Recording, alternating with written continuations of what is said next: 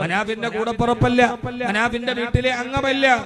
അവൻ പോകുന്ന വഴിയിൽ വിശ്രമിക്കുന്നതിന്റെ ഇടയിൽ അതുപോലൊരു മലവെള്ളപ്പാച്ചിലിൽ ഒരു മലയിടിച്ചിലിൽ ഒഴുകിപ്പോയി. ഗംഗാവാലിപ്പുഴയുടെ അഗാധതകളിലേക്ക് തന്റെ ഒരു തൊഴിലാളി നടന്നു പോകുമ്പോ 71 ദിവസമായി ഗംഗാവാലിപ്പുഴയുടെ ഓളങ്ങളുടെ മുമ്പിൽ എന്റെ അർജുനനെയും കാത്തും മനാഫ് നിൽക്കുമ്പോ അതൊരു മനുഷ്യനത്തിന്റെ ഉദാത്തമായ മാതൃകയാണ്.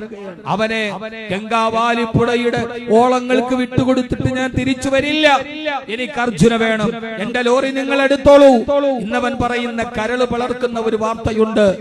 അവനെ അപഹസിച്ചവരുണ്ട്, പരിഹസിച്ചവരുണ്ട്, മുൻവിധിയോടെ പറഞ്ഞവരുണ്ട്. ആ ലോറി നിങ്ങൾ അവന്റെ മൃതദേഹമെടുത്ത് അവന്റെ അമ്മയുടെ കയ്യിൽ കൊടുത്തിട്ട് എന്റെ ലോറി നിങ്ങൾ ഒഴുക്കി വിട്ടോളൂ. ഗംഗാവാലിപ്പുഴയിൽ എനിക്ക് എന്റെ ലോറി വേണ്ട, എന്റെ തടി വേണ്ട, എനിക്ക് എന്റെ കൂടപ്പിറപ്പിനെ പോലെ എനിക്ക് ഭക്ഷണം വാങ്ങിക്കാൻ വേണ്ടി വളയം പിടിച്ച എന്റെ അർജുനനെ മതി, എന്റെ അർജുന മതി എന്ന് പറയുന്ന മനാഫുണ്ട്. എന്നെ മനുഷ്യ, ഇതാണ് മലയാളത്തിന്റെ മുഖം, ഇതാണ് കേരളത്തിന്റെ മുഖം. 71 ദിവസം അർജുനെ കാത്തു നിന്ന മനാഫ് ആ ഹൃദയത്തിന്റെ മുമ്പിലാണ്, ആ സ്നേഹത്തിന്റെ മുമ്പിലാണ്.